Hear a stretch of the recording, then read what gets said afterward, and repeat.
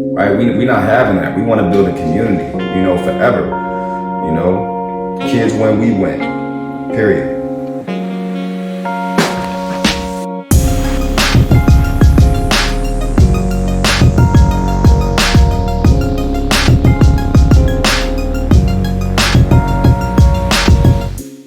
Episode 15 of AM University.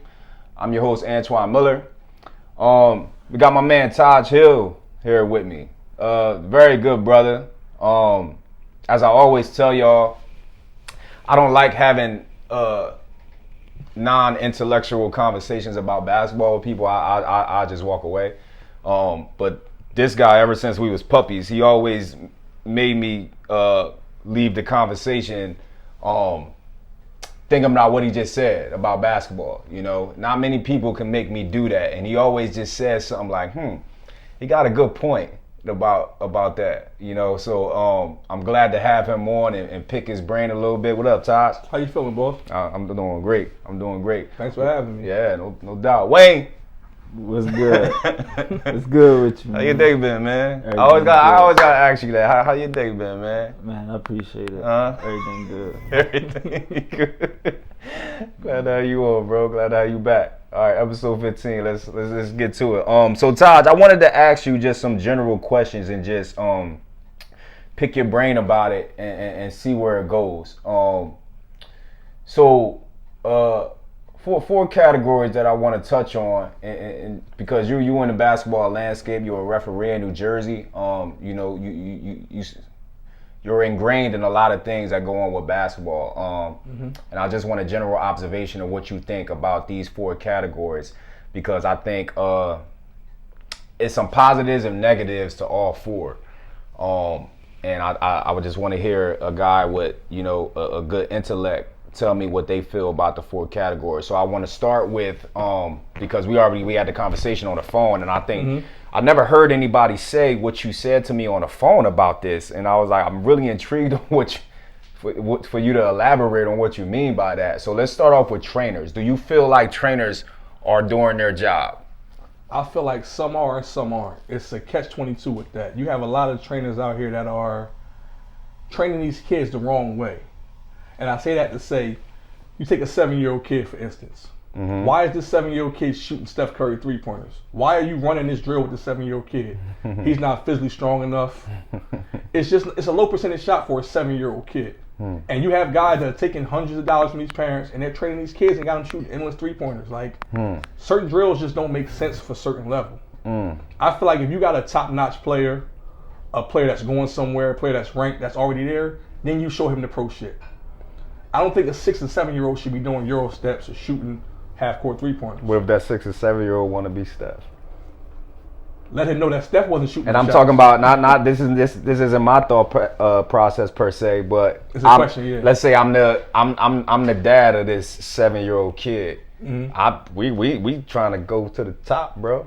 Like, so if Steph is shooting them shots, if Dame is shooting them shots, that's what I want my kid to do. Steph didn't play basketball when he was 7. He sat down and just watched his dad. Steph wasn't shooting them shots at 7 years old. Steph was sitting there with a sweatsuit on, watching his dad in the three-point contest, looking at his dad. Go back to the footage. Go back to all the tapes of the LaMelo balls, and they wasn't doing this shit when they was kids. They was just dribbling the ball like any other kid. It wasn't until maybe like 9, 10, 11 when he started to see like the kid's growing, he's getting a little better. Then you step the drill up, but not that young. Being a shooter, what you think about that? Well,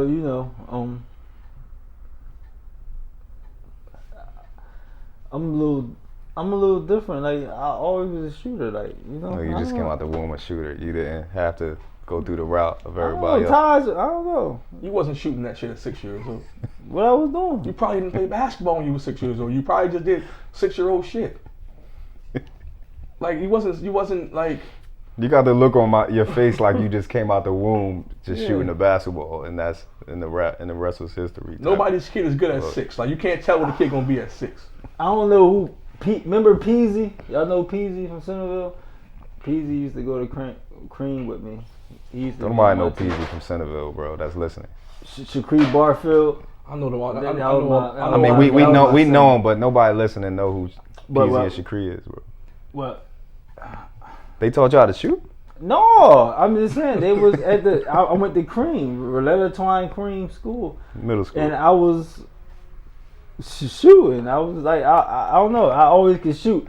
I didn't know Wayne Smalls could shoot till 8th grade. Yeah, because I was a football player. Because you couldn't shoot, probably. No, because football was better than basketball back in the day coming up. Because you couldn't shoot. Come on. Anyway. I could always shoot.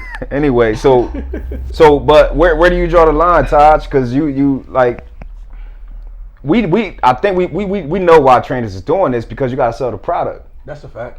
That's what the majority of the world is doing. So I gotta find my niche and get in where I fit in and teach these Kyrie Irving type of handles. Definitely handle. I have nothing against handle. I do. I got a different opinion about that handle, man. That handle is a different thing, right? Because look, let me tell you about a handle, right? When you got a handle, I think a handle is like hand-eye coordination, right? And then shooting is hand-eye rim. It's like hand-eye coordination dribbling. What's a handle? A handle? That's a question for both of y'all. What's a handle? A handle is when you can. We could do 2 counter moves back to back consecutively without losing. Why the hell do you have to do 2 counter moves in a basketball game ever? Because you got to break the person down, and then break that person that's coming towards you, and do whatever he. It's a lot of moves, bro. You're talking about 2 people do a defense, right? Yeah. The initial defender and the next defender. But that's what's called. You have a handle. You can do that. You have a handle. A lot of people can't do 2 consecutive counter moves back to back.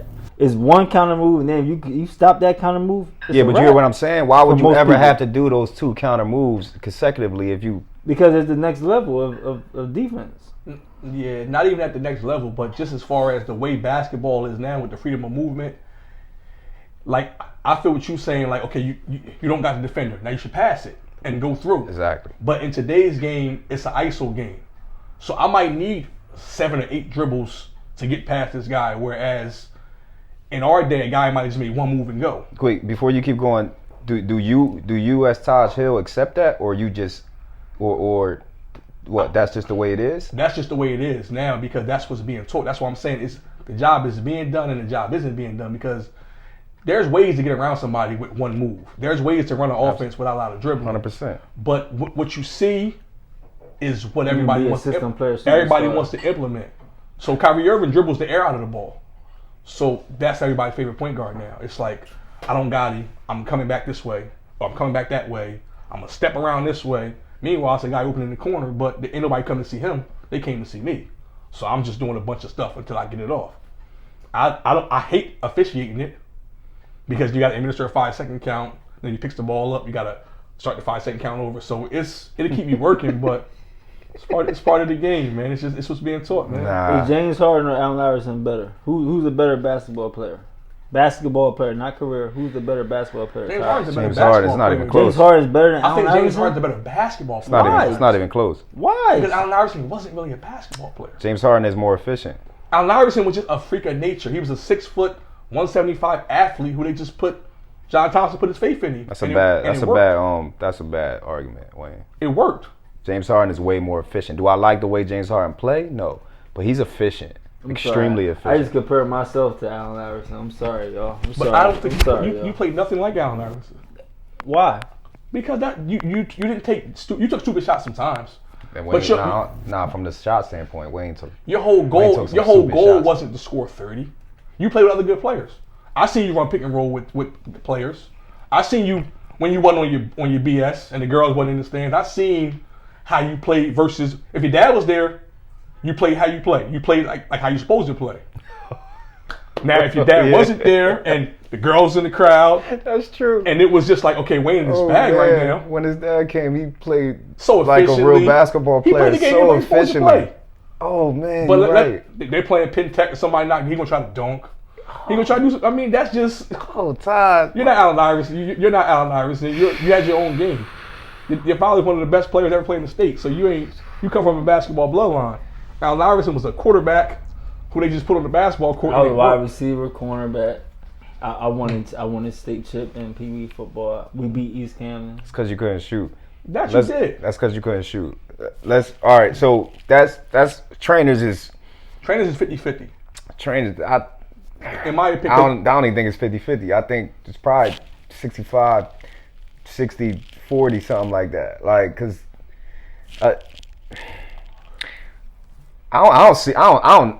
you well versed in the basketball landscape. I don't see many good trainers, bro. I see some good trainers. Like Dave Williams is a great trainer. Okay. Khalil come out bad boy. Dave Williams is a great trainer. Khalil McDonald's a great trainer. Okay.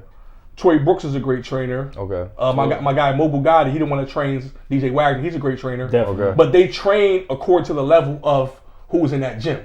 Okay. Like if Obi, so they always adapting. Exactly. So I've seen Dave train Obi Tomlin, Miles Powell, great talents, NBA guys. Train the same way, straight across the board. No, you're going to train them according to what they want to work on. Okay. They're pros. Yeah, you can't do that. If it's you can't train across the board. You shouldn't do that. Yeah, Khalil, he would do it. The guys I'm speaking of, Khalil, Dave, Torrey, and those guys, they're not going to put a 6-year-old kid in an NBA style drill. They're going to put him in a drill that's according to his 6-year-old game. And the first thing they're going to do is they're going to ask the parent, well, how good is he and where you want me to take him? Because if sometimes all money ain't good money, so if a kid isn't ready for certain stuff, they'll pass him off somewhere else. They'll recommend him to somebody else because they all pretty much work together. Like Bad Boy might have some high NBA clients. One day might say, "Listen, I'm gonna send you to my man so and so, or I'm gonna send you here so you can get that." Because some people are above certain stuff. Who are them trainers to say that they're above the player? Like. It's not them to say that, but sometimes it's just you're not trying to disrespect the kid, but it really is what it is. If I'm training this guy to go to the NBA, and he's paid me up front, and I'm locked in, my time is his time. So when they call, I gotta go. I'm not really blowing this kid off. I'm just pretty much like I'm gonna recommend you to somebody else because I can't do it. Now, but with the pro game versus the high school game and versus the middle school game, it's the pro game comes first. So what's the difference between how we used to, not even we, because like me and you, Big Bro, we 3-4 years different.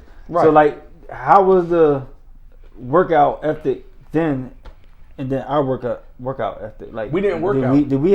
We didn't have trainers either. That's what I'm trying to say. Yeah, you said that. We didn't do it. We just went outside and played basketball. That's a fact. Game after game after game. We learned from matchup after matchup. Like we might match up, like me as a guard, I'm 5'10". I might match up against a 6'3" dude that play like a center. That's a fact. He might not even play like a guard. He might play like a center. That's a fact. So why not when I go to the trainer, why I can't train and learn what the NBA people learn if he want to train? Because the NBA rules are totally different from the rules which you play. Why would you want to do that? Well, I think it's the mentality of the generation. Now, when we talking about, it's a different. We would have loved for an NBA type of trainer to give us an NBA type of move. Like we would have loved for NBA players to come down. We wouldn't. Because Turner, the first time you did it, Turner would have pulled you out of the game. The first time you did some shit that was out of your element, Turner's pulling you out of the game, and you know that. I mean, yeah, that would happen. But me, so you just learning it for nothing. The people that I would have been looking after would have been doing the same thing I'm trying to do. Yeah, that's true. But see, that's back when players played the traditional style of basketball. Everybody plays the game differently now. Like there was no 5-out basketball when we was growing up. We had a center, a power forward, a small forward. And that's stays as back really down there. Positions. It's no positions. It's positionless basketball now. So you got this kid. He might be 6'7". He might be a big in high school. He does nothing but big man moves when he's on the school team. If he shoots a jump shot, that coach is going to pull him. But then his mom's going to say, our era. In this era. In this era. The mom's going to say, well, my son wants to be a guard. And now he's going to go train to be a guard and go out to be a guard. And come back to the team. But meanwhile, when I come back to my regular South Jersey or Pennsylvania high school team. I think you sparked something. I'm a big. Like, are we trying I gotta go straight to that because you gave a great segue to that. Right. Parents. Are parents doing their role as parents with basketball players? Absolutely not. Absolutely not. And we all can attest to this. Absolutely not. My mom did good with me, man. Yes. Because she yes. You, Mom. Yes. Mine did too. Mine didn't no game. Mine stayed out of the way. Yes. Definitely Yes. did. That too. Mine definitely did. What do you need? That too. All right. That's it. All right. Mine let the coach. Word up. Like, for the life of me, it's just like, do they try to understand what's going on, or they just have this preconceived just idea of what should happen with my son or daughter? It's me and mine against the world. That's the concept. It's me and mine against the world. I officiated a game, no lie, no less than 2 weeks ago.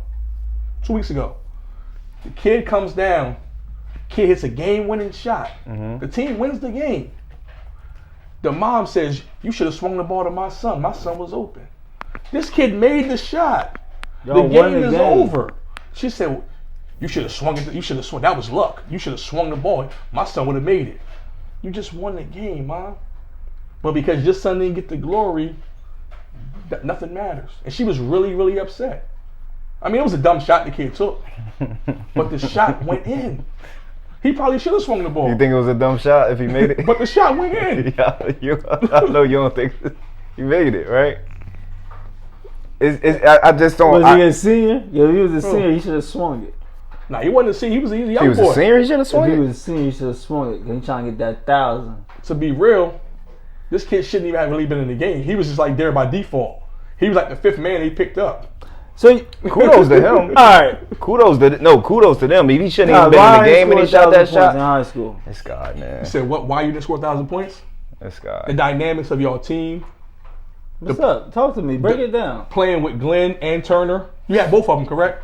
Nah, not senior year. What'd you say? Do you have Glenn and Turner or just Glenn? You did. He said you had Glenn and Turner, not senior year. It was just Turner. But he's saying I was coached by both. You was coached by two different players. Yeah. And then you also had, and we're going to keep it 1,000, you had a lot of non-basketball players on your team who just wanted to just do what they wanted to do. And a lot of people were intimidated by those people. So it was like no, let's just get them out the way. And then, let Wayne do his thing later on. You played with some guys who were really into some deep stuff back in those times. 1,000 points was hard back when we played. It wasn't. Yes.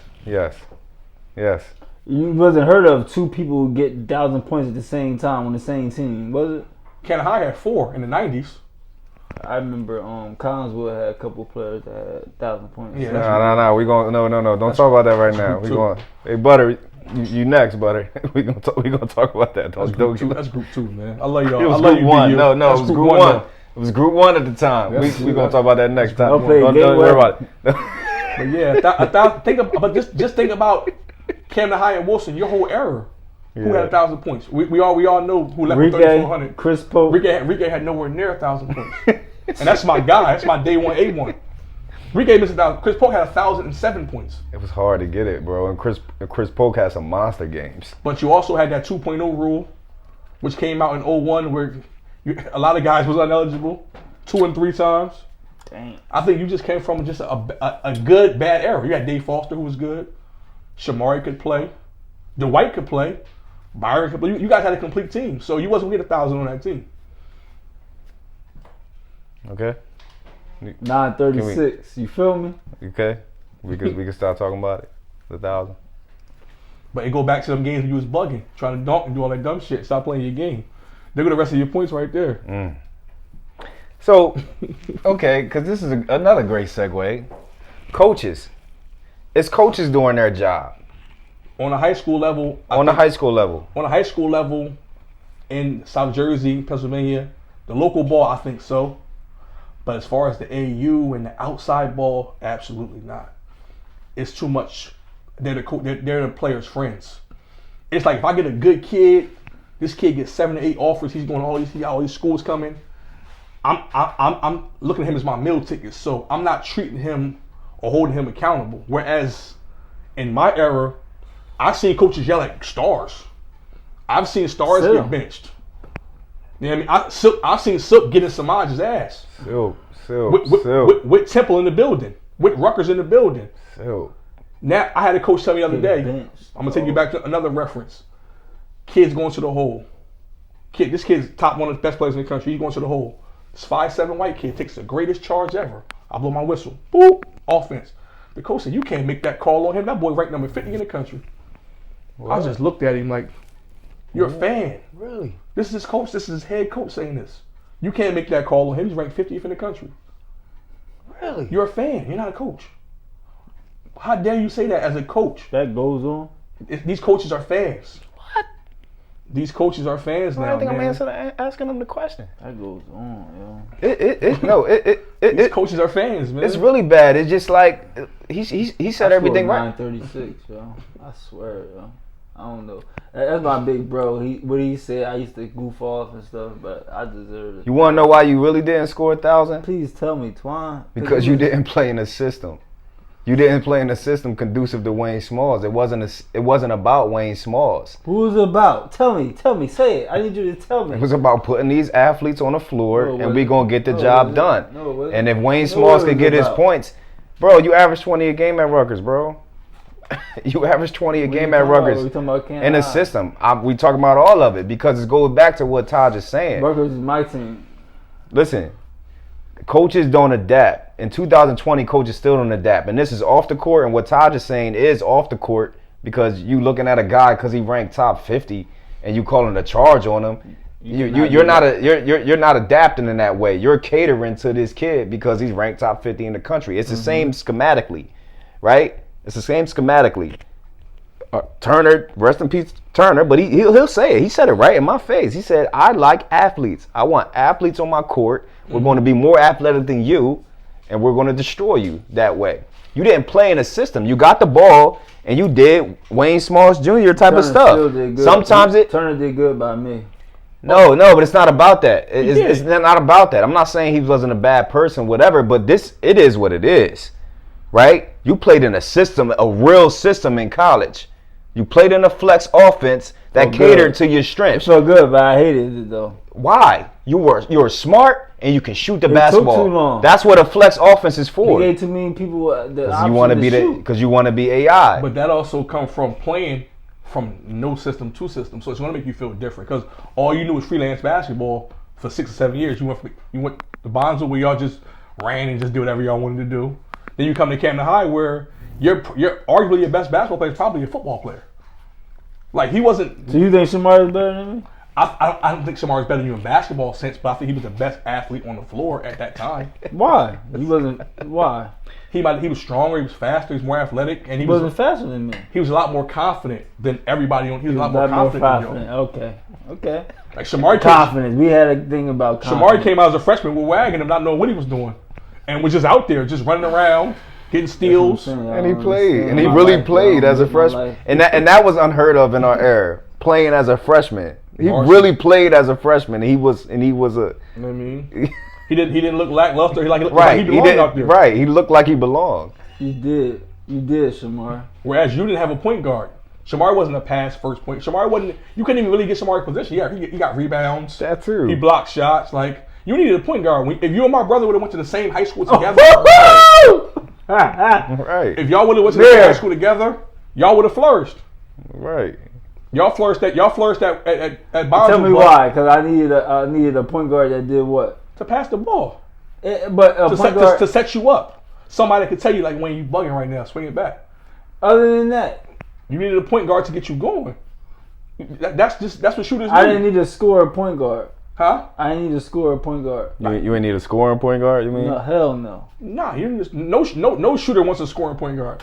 There wasn't. Bro, you can't knock Shomari, bro. No, you can't. No, not for what he did in South Jersey and Camden High. No. You can't knock Shomari. It's just y'all. It wasn't set up for you to do that. Shomari did his thing, bro. Shomari, you did your thing, right? You listening, right? You did your thing, right?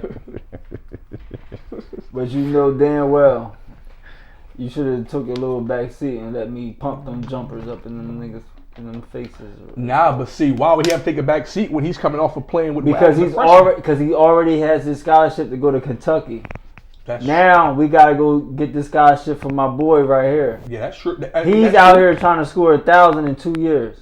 That's why, right there. I mean, that's true, But at the end of the day, did you go to college? Hey, Shomari, right? So let me ask you a question. You think a different? How many points you had? 936. So you think a difference in that little 50-something, 60-something points would have got you to a better school, or it's just a personal goal that you just wanted to have for yourself? I think that right there would have got me to a different school. So 50-something points would have got you to a different school. Yes. Do you think 7 less touchdowns would have got Shomari to Kentucky? Yes. As a cornerback? Because of the upside. How many interceptions he had? I think I had more than him. I think I had more interceptions than Shomari Moore. Yeah, but stats don't got nothing to do with it when you're talking about a guy who been playing football his whole life. I knew Shomari was going to be. I played football all my life. Yeah, you played football, but you wasn't a football player. You was a basketball player. So that's what I'm saying. So why, when it came to basketball, why he ain't? Because he already came in with the hype from his freshman year. I don't want to hear about the hype. I came in with more hype than him. And he was a little bit more battle tested than you were. Shomari came out the gate scoring 5 touchdowns. And we talk about Shomari for way too long. Yeah. But he came out the gate for 5 touchdowns the first game of the year, bro. Lies, y'all. We talking about basketball. What's next? Listen, man. You tripping, bro. 936. 936. All right, so referees. Is referees doing their job? In New Jersey, is referees doing their job? You a referee in New Jersey. You tell me, is referees doing their job in New Jersey? As a whole, I'm never going to downplay the Zebras. I think we're doing a great job. I think that we have the hardest job on the whole floor, actually. Yep. And we also get the most criticism. Yep. True. Because a coach can look at me and say, "Ref, you should have called a foul." Or you can say, but I can't tell you about the 55 free throws your kids miss. I can't speak to you about what the offense you didn't run or the pick he didn't set. So I think as a whole, referees are doing our job. Okay, now answer me this with what you just said. I disagree, and I'll tell you why. Talk to me. How? So for those that know, that coach in New Jersey that's affiliated with New Jersey, South Jersey, North Jersey basketball is like 2 different continents. Night and day, actually, exactly. And I need to know from a South Jersey referee, why is the game called the way it's called in South Jersey different from North Jersey? Because I've studied this, and it's really good South Jersey referees. It's a lot of bad ones, but it's some really good South Jersey referees, right? Mm-hmm. And I'm fine with the good and the bad. It's life. But I want to know, why is the game called the way it's called in South Jersey towards North Jersey? Because at the end of the day, in my opinion, and you tell me what you feel about this, this is part of the reason why we can't win in North Jersey. Because the lack of physicality that you can't play with in South Jersey, going up to North Jersey, for a 15, 16-year-old kid, let's say a kid from Palmyra or something like that. Right. And then he go up and play Roselle Catholic in the state championship game. He's like, it's not called like this. We can't he's hand checking me, ref. And the North Jersey referee is laughing at him. And that's part of the reason. That's not the whole reason. We know the real reason that South Jersey soft? I think referees make it that way. And I want to hear what Todd say when in rebuttal to that. Well, from my standpoint, I know I'm with Board 34, and yes, we do a lot of hands-on training. We do a lot of physical training. We do drills at peak skills and things like that. And our rule book, that's a point of emphasis. The hand check is a point of emphasis. And it's not to say that it's right or wrong, but we have a lot of non-athletic kids playing. And you take a kid who's more strong, more athletic, and he touches that small kid, that takes that small kid right out of the game. So if that small kid is making that drive to the basket and that kid negates him with his hand, you have to call that call. Why? Because you're getting an advantage on defense by putting your hand on that kid. The kid need to be better. He can't be better. He can only be what he's gonna be. I mean, if he's a senior, I mean, it's not so he's not gonna get better right then and there. Then he shouldn't be playing. And to me, that's the whole thing about this basketball thing, right? Kids shouldn't be. It's a lot of kids that shouldn't be playing basketball, right? And we need to differentiate that. Like, soon as they walk into this gym, soon as they walk into me as a coach or as a trainer or whatever, we need to differentiate that. Maybe you shouldn't be playing, and that's okay. Understand? That's okay. You know, because again, once we go to North Jersey, like it boils my brain when I see I don't know, whatever, the Group 1 school, Sterling or something like that goes to North Jersey, and they got to play these powerhouses, and all the kids is looking like this, Wayne, like, Coach, what do you have me ready to do? Look at these gorillas that I got to play against that I'm not prepared for. But a lot of that is because of the way the game is called. So that part I don't understand that. I don't understand that. The game is physical. Well, only one team beat the shit out of us from up north, and that was Elizabeth in high school. Mm-hmm. In South Bank Arena. He beat the shit out of us. But see, back then, South Jersey. Camden High don't count. Camden High don't really count. No, see, I was going to say, see, Camden High don't count. Camden High don't count, no. Camden High don't count. We did what y'all want. But you also got to realize it's about an advantage or a disadvantage. Like, now, if I'm reffing, I tell you, you put the hand on, I say take it off. Lance Thomas. I'm not going to let you ride somebody all the way down the court. But little touching and bumping in a competitive game, if both teams are doing it, you can let certain stuff go. But if I clearly see that this kid is trying to make a move and you're negating him, right, then I'm gonna make that call. Right. I think sometimes people they underestimate their own strength sometimes. It might like a small bump to you on the sideline as a coach, but right there in the game, he bumping the shit out of me. No, and I'm fine with that. I just don't like the lack of you can't play physical in South Jersey, bro. You can't play physical in South Jersey unless you're Camden High, which is expected to compete in North Jersey. Mm-hmm. Anybody else can't play physical. Like I'm telling you from experience, I've seen it from the coaches, the referees, and the parents. Everybody complains in South Jersey when you play physical, unless you're Camden High. Everybody complains because we're not used to it. We're used to 2-3 zones, and we're used to 40 to 42 type of games. Right. Unless you're Camden High, Wayne. Right. No, I mean Leonard P. plays a pretty physical style of basketball. They get a high, pretty good, decent game this year. Derek Simpson helps. I mean, Derek Simpson helps a lot. I never had Burlington County games, so okay. I don't know. I know Winslow's pretty athletic. Timber Creek's pretty athletic. Cherry West was very athletic this year. So those games got a little touchy. Okay. I mean, little bump and little physical stuff goes, but it depends on the. And I know how you would call the game. I'm just talking about from just general what you see. It all depends on the official. Like how I call the game is not going to be how he called the game. Who better, Baron Davis or Dame Lillard? Who's better, Baron Davis or Dame Lillard? Yes. I would take Dame Lillard overall, but a healthy Baron Davis is better than a lot of people. But Dame Lillard better than Baron Davis?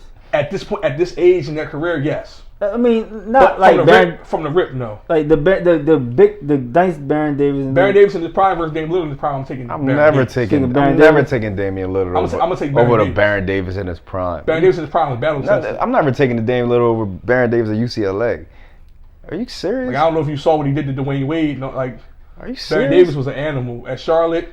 But what is it? That's a system superstar. Damian Lillard, better than Allen Iverson.